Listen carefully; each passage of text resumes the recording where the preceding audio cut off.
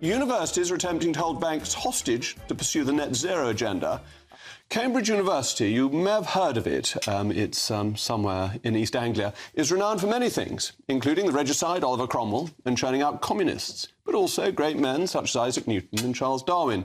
But now it seems the university itself has become an activist, with news today suggesting the institution is leading a coalition of more than 20 universities, totalling more than £5 billion in investments, to warn banks to hasten the net zero agenda or face divestment. In other words, this is a mighty act of ESG, environmental social governance, the reckless investment policy whereby institutions aim to redefine business from the duty of delivering profits to shareholders to the pursuit of ideological ends, often at the expense of profit. Well, with me now is Rupert Read, the co-founder of the Climate Majority Project and former professor at the University of East Anglia. Well, thank you very much for joining me. Surely the job of investors is to make money for their institutions, not to parade their political opinions. Jacob, it's nice to see you again. Look, we're talking about educational institutions. Educational institutions, by definition, are concerned about the future. They're concerned about the long run, right? The students who are at Cambridge right now could live into the 22nd century. What's the world going to be by that time? Well, what we hope, of course, is that it will be a world where the climate's been brought under some kind of control and things aren't spiraling into a worse and worse situation. But it will only be like that if there is a massive shift that everybody needs to take part in to ensure that our future, that our kids have that kind of future, that the people who are students now get to have a future. So that's why it makes total sense for universities to have this kind of policy. Well, does it? Because they have to exist as institutions. They need to be able to fund their activities. They need to get their investments right to make sure that they maintain their financial viability and their fiduciary duty to their institution to invest wisely, not to invest on something that is essentially political. And you have a political view about what is needed for climate change, with which I may well disagree. Well, you call it political. What we try to do in the Climate Majority Project is bring people together, a wide variety of people, including notably quite a number of conservatives, such as Lord Deeben, the former chair of the Climate Change Committee, to say, actually, the vast majority of citizens are now aware, at least to some extent, of the kind of deep trouble that we are in and the much deeper trouble that we are getting into. So it's not actually about politics fundamentally in that sense. What it's about is about bringing people together in favor of a common sense objective. For example, not heating the sky, right? When we don't have insulation on our houses, we're just heating the sky. A third of British roofs have no insulation in them. That's part of what you call the net zero agenda. It's just common sense, Jacob.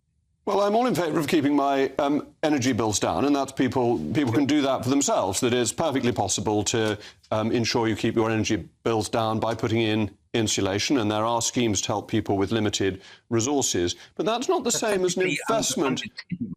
That's not the same as an investment policy that ought to be dealing with the reality as it is, and that in an investment policy, of course, you have long-term objectives, but you also have short-term opportunities.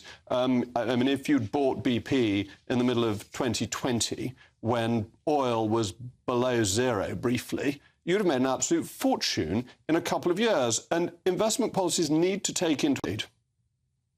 It's not about a moral crusade, Jacob. It's about having a future. You talk about the prices of the fossil fuel shares. Actually, they've been tracking well below market rates over the last decade. It makes total sense for universities to invest in the future. Students want their future invested in. That's why these kinds of policies that Cambridge and other universities have brought in now are very popular. And I've actually played a small part in those kind of campaigns myself. Okay, and they've but been one final point, because I've got to move on.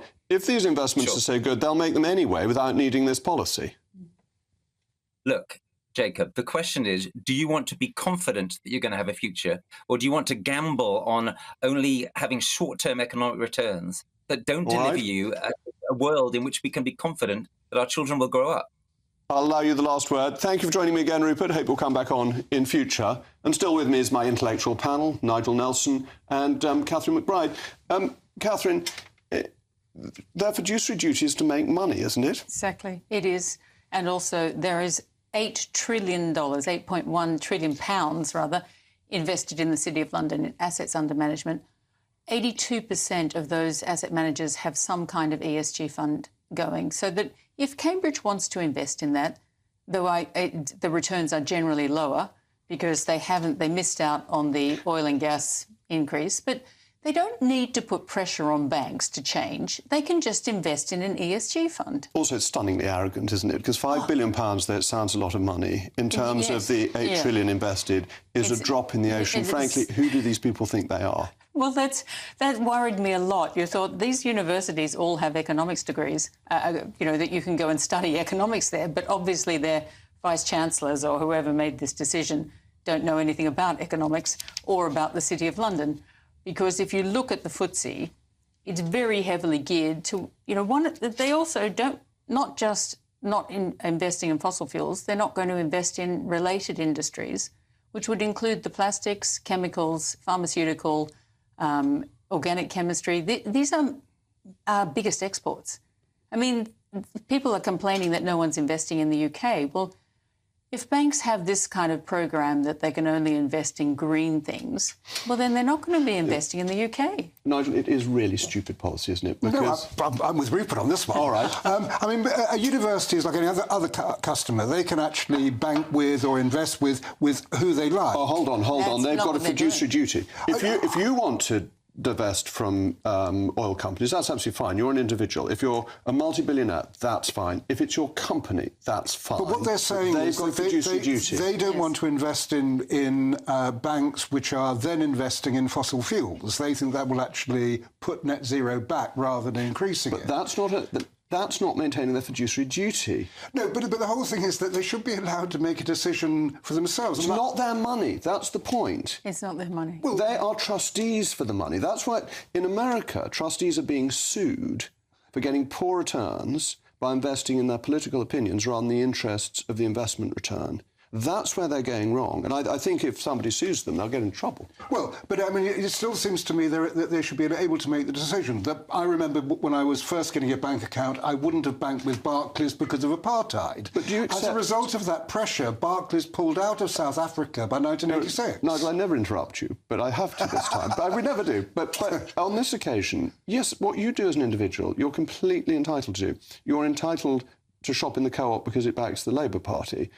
That's a fair decision to make, but you don't have a fiduciary duty to look after the money in the best interests of the people on whose behalf you invested as trustee. But that's why I object to what the universities do. But the point certainly that Rupert was making was that is not in the best interests of the people that you're investing on behalf of. But the point I made to Rupert at the end was that if these other investments are so good, they'll make them anyway. They don't need to make this statement. But they can look around for those other investments. But why can't they turn around and say, look, we do not want to actually invest in banks that also are investing in fossil fuels? Because their job is to make their best return. So if it's worse than that. There's another side to it you're not looking at.